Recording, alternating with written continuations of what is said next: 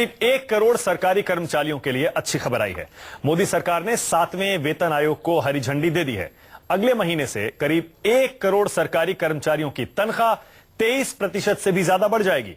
Retired लोगों को भी 7वें वेतन आयोग से काफी फायदा होगा।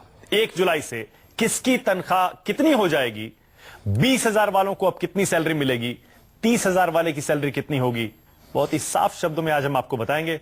दो खास मेहमान हमारे साथ मौजूद हैं। के अग्रवाल साहब हैं जो कि ITSI में काम कर चुके हैं, रिटायर्ड हैं, रेलवे बोर्ड में रह चुके हैं, सीनियर गवर्नमेंट ऑफिसर रह चुके हैं।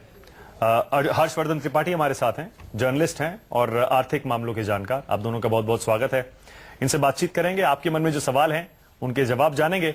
लेकिन पहले जरा ये समझ लीजिए 7वें वेतन आयोग ने क्या सिफारिश की और सरकार ने क्या मंजूर किया। देखिए,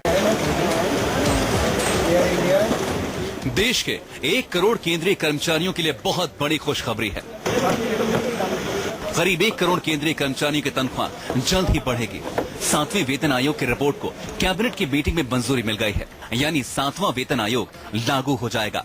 7वें वेतन आयोग के मुताबिक 1 जुलाई से केंद्रीय कर्मचारियों की तनख्वाह बढ़ जाएगी। अगस्त में बढ़ी हुई तनख्वाह मिलेगी। जनवरी 2016 से कर्मचारियों को एरियर दिया जाएगा। इससे करीब 47 लाख मौजूदा कर्मचारियों को फायदा होगा। 52 लाख पेंशनधारियों की भी तनख्वाह बढ़ेगी।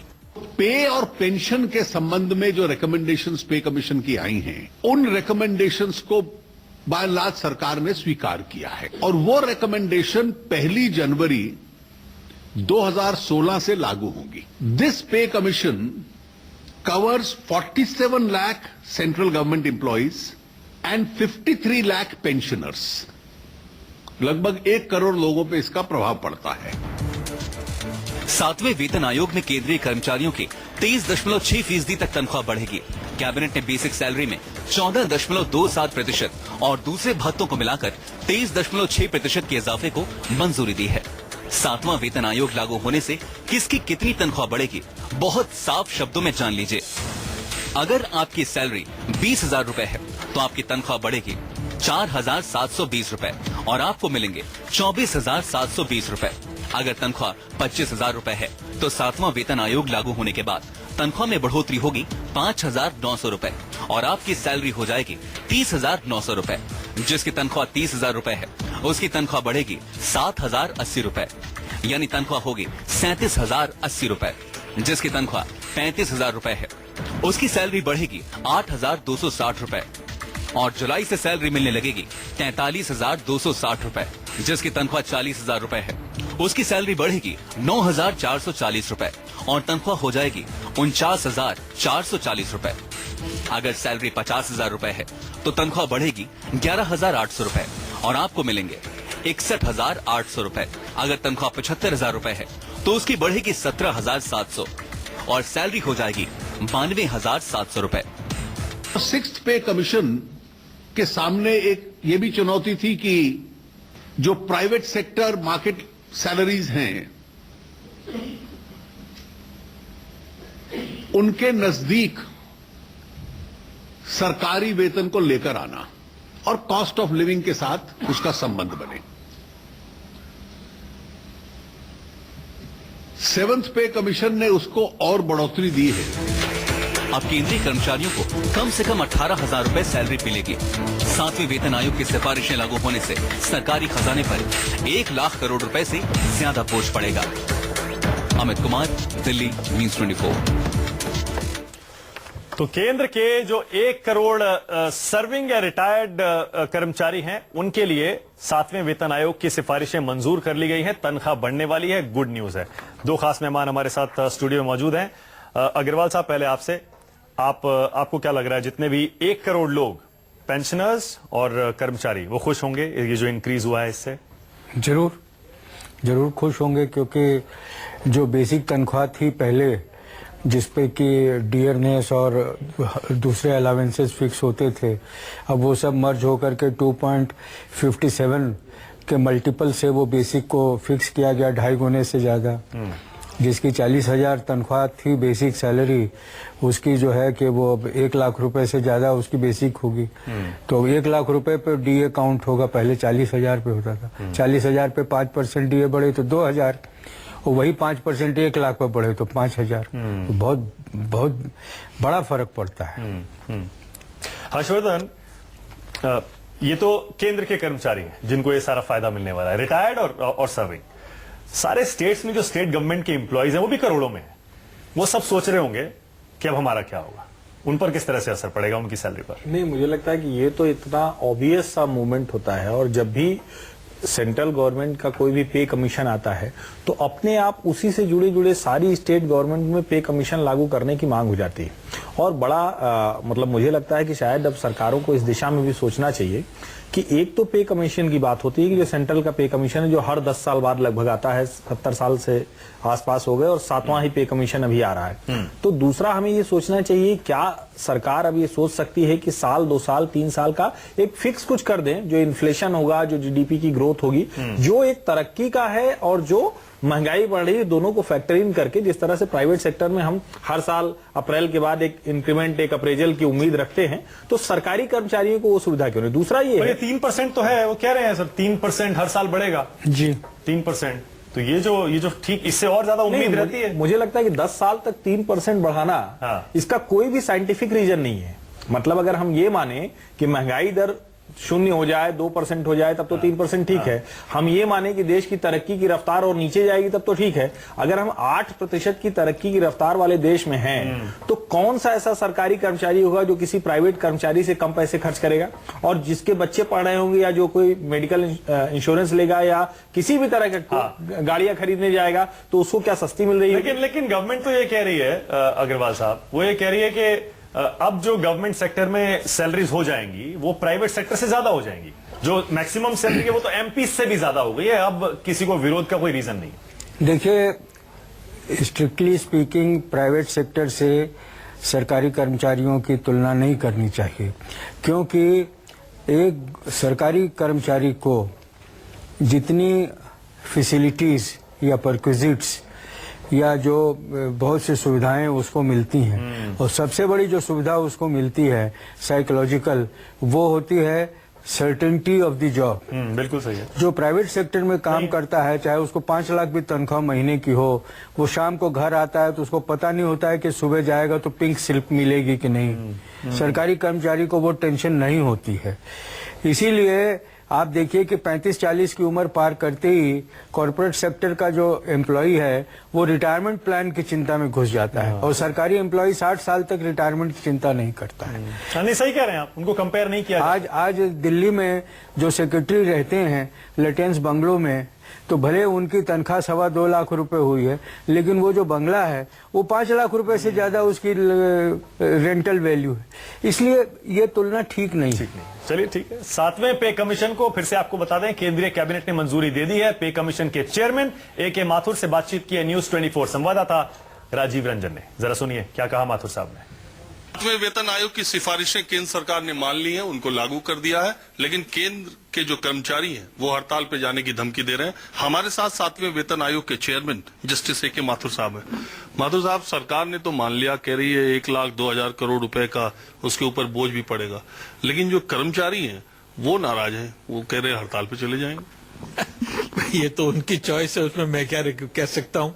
मैंने तो जो ठीक समझा, जैसे सरकार की वित्तीय स्थिति के हिसाब से जिनको सबसे अच्छा बेनिफिट दे सकता था वो दे दिया। अब वो अगर कर्मचारी खुश नहीं है और सरकार उनको और देना चाहे तो ये सरकार पर निर्भर करता है। हमारे हिसाब से तो जो रीजनेबल और मॉडरेट रेस करना था वो हमने दे दिया। नहीं, कहा यह जा रहा है कि 6ठे वेतन आयोग ने सरकारी कर्मचारियों की तनख्वाह बहुत बढ़ा दी थी, तो उनका जो है उसी तरह की उम्मीदें 7वें वेतन आयोग से थी। भाई जो उस जमाने में जो 6th पे कमीशन बढ़ाई थी, उस वक्त ना आपको अगर वापस बैकग्राउंड में जाएं तो देखेंगे कि उस वक्त इकोनॉमी की कंडीशन बहुत अच्छी थी। वर्ल्ड मार्केट भी बूम हो रहा था और इंडियन मार्केट भी बूम हो रहा था। अब वो स्थिति है नहीं। अब वो फाइनेंशियल कंडीशंस जो हैं ऐसी इतनी बढ़िया नहीं है वित्तीय स्थिति भारत सरकार की जिसमें इस तरह का रेस पॉसिबल हो। तो न्यूज 24 से खास बातचीत में पे कमीशन के चेयरमैन माथुर साहब खुद कह रहे हैं सरकार की जितनी हैसियत थी, जितना अफोर्ड कर सकती थी, उतना इंक्रीज गवर्नमेंट एम्प्लॉयज को दे दिया है। हर्षवर्धन, छठे और सातवें को कंपेयर करना शायद इसीलिए, जैसा माथुर साहब ने कहा, ठीक नहीं है। लेकिन एक सवाल जो अक्सर हमें सुनने को मिलता है पे कमीशन के बाद, इस बार भी उसी तरह के सवाल मिल रहे हैं, वो दिखा भी देते हैं आपको सवाल आपकी टीवी स्क्रीन पर। ज्यादातर गवर्नमेंट एम्प्लॉइज पूछ रहे हैं ये 3% का जो रेज है, ये हर साल तनख्वाह में क्या सिर्फ 3% ही होगा?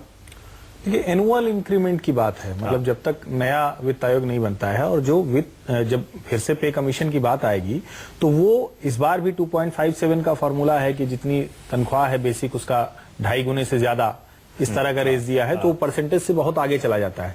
मैं इसीलिए बार बार कह रहा हूं कि शायद अब सरकार को ये सोचना चाहिए, क्योंकि बहुत पुराना फॉर्मूला है, देश में प्लानिंग कमीशन बदल गया, नीति आयोग हो गया, हम 20 साल आगे की बात करने लगे हैं। अच्छा, हम इसी से जुड़ा हुआ एक और पार जा रहे हैं। इसी से जुड़ा हुआ एक और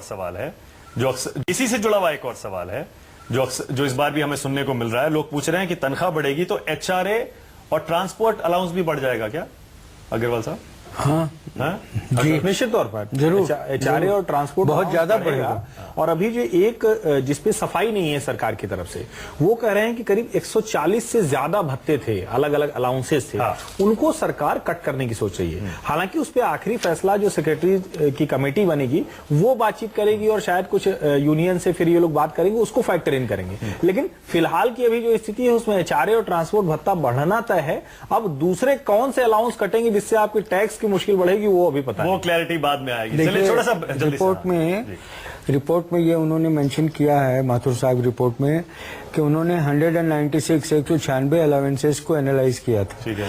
और उसमें उन्होंने 52 अलावेंसेस को एबॉलिश करने की रिकमेंडेशन दी और 36 अलावेंसेस को, जो दूसरे एग्जिस्टिंग अलावेंसेस है, उसमें सबस्यूम कर दिया और कुछ नए अलावेंसेस को रिकमेंड किया।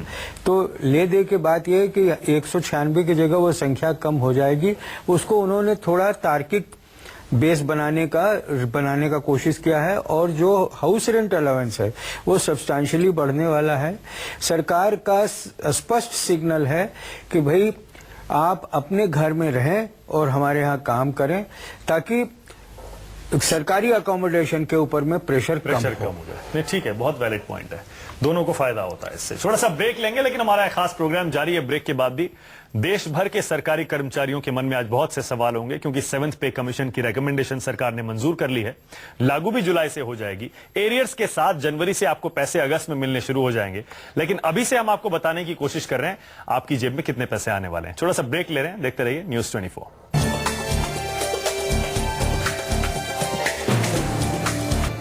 तो देश भर के सरकारी कर्मचारियों के लिए अच्छी खबर है। 7वें वेतन आयोग को केंद्र सरकार ने मंजूरी दे दी है। जुलाई अगस्त से आपके बैंक अकाउंट में बढ़ी हुई सैलरी, बढ़ी हुई पेंशन आनी शुरू हो जाएगी। और हर्षवर्धन, अच्छी बात यह भी है कि जनवरी से लेकर और जुलाई तक का जब एरियर मिलेगा एक साथ, तो अभी हम यही बात कर रहे थे, एक साथ अच्छा पैसा आएगा तो लोग एसी खरीदेंगे, गाड़ी खरीदेंगे, उसे कहीं ना कहीं खर्च करेंगे, कुछ सेविंग करेंगे, तो इकोनॉमी के लिए भी अच्छा है। निश्चित तौर पर इकोनॉमी भी अच्छा है। और दोनों ही चीज है, एक आप ये देखिए कि मानसून बेहतर होने की बात है। हाँ। दूसरा ये कि ठीक यही समय होगा जब मानसून बेहतर होगा तो जो एग्रीकल्चर रूरल इंडिया है वो अपनी खपत वो बढ़ाता है। पहले तो वो खरीदता है ट्रैक्टर, मशीनरी, वो सब, और उसमें अगर ये सैलरीड क्लास के पास उसके हाथ में पैसा आया तो वो अपने जो उपभोग की चीजें हैं जिसके पास इकोनॉमी सिस्टम में पैसा डालेगा। तो सिस्टम, मुझे लगता है कि ये इकोनॉमी के लिए बहुत बेहतर स्थिति है। और सैलरीड कर्मचारियों के लिए तो अच्छी खबर आई। ठीक है, एक और सवाल जो हमसे पूछा जा रहा है वो ये है कि अगर एक ही ग्रेड में कोई नया कर्मचारी है और कोई पुराना कर्मचारी है तो उनकी सैलरी में किस तरह से रेज होगा। ये देखिए, ये सवाल है अग्रवाल साहब, ये कैसे होगा? नहीं, इसमें मुझे लगता है कि थोड़ा सा बेवजह भ्रम की स्थिति है। हाँ। जब आप जिस डेट से अगर आप दोनों सर्विंग हैं, हाँ, तो निश्चित तौर पर उनकी कोई भी उसमें फर्क नहीं आने वाला है। फर्क आएगा उनके एब्सोल्यूट अमाउंट में। हाँ, मैं वही पूछ रहा हूं। एब्सोल्यूट अमाउंट में फर्क आएगा, इन हैंड अमाउंट उसमें फर्क आएगा। लेकिन जो एक ग्रेड में लोग हैं, अगर मान लीजिए कि उनकी सर्विस का पीरियड अलग अलग है, तब तो वो उसके हिसाब से कैलकुलेट होगा। हाँ। लेकिन ओवरऑल जो है दोनों की बढ़त एक बराबर होने वाली है, फायदा दोनों को मिलने वाला है। जाहिर है जो सीनियर होगा उसको ज्यादा उसके जेब में। ओआरओपी पे सर एक छोटा सा कमेंट में चाह रहा हूं, टाइम खत्म हो रहा है। ओआरओपी आर्म्ड फोर्सेस की तरह अब गवर्नमेंट एम्प्लॉइज में भी लागू होने वाला है, यानी कि रिटायरमेंट के बाद जो आपको पेंशन मिलेगी वो ईयर्स ऑफ सर्विस पे डिपेंड नहीं करेगी, सबको बराबर मिलेगी। नहीं, ऐसा नहीं है। ऐसा कैसे होगा? मतलब तो फिर वो कैबिनेट सेक्रेटरी जो रिटायर होंगे उनको वही पेंशन मिलेगी जो कि एक ग्रुप डी एम्प्लॉय को मिलेगी, ऐसा थोड़ी है। नहीं सर, जो हमारे पास है वो यही है जो अभी तक हमें समझने को मिला है इन रिकमेंडेशन से, नहीं। OROP on the line of OROP for armed forces. उसमें थोड़ा सा एक जो फाइन प्रिंट्स है कि जो सिविल सर्विसेज के एम्प्लॉय हैं, अफसर जी। हैं, और जो सेना के अधिकारी हैं, कर्मचारी हैं, हाँ। दोनों की जो पेंशन का कैलकुलेशन है वो बहुत फर्क है उसमें। अच्छा। ओआरओपी में सरकार ने सेना के लोगों को बहुत कुछ दिया और जो 1 रैंक 1 पेंशन का फायदा मिला उनको, लेकिन जो पेंशन मिलेगी वो अगर चीफ सेक्रेटरी से कोई रिटायर हो रहा है तो उसकी लगभग आधी पेंशन होगी जो सेना में किसी बड़े पद से रिटायर हो रहा है। ठीक है। तो ये एक बेसिक फर्क है। चलिए, ये क्लैरिफाई करने के लिए बहुत बहुत शुक्रिया, और स्टूडियो में आने के लिए सर आपका भी बहुत बहुत शुक्रिया। थैंक यू, और मुबारक भी देते हैं आपको सर, आप तो खुद एक सरकारी कर्मचारी हैं, आपकी पेंशन बढ़ने वाली है। Thank you. और इसी तरह की हम मुबारकबाद देश भर के सरकारी कर्मचारियों को, उनके दोस्तों, रिश्तेदारों को और पेंशनर्स को भी देते हैं, क्योंकि जुलाई अगस्त से आपके अच्छे दिन आने वाले हैं। छोटा सा ब्रेक, देखते रहिए न्यूज़ 24।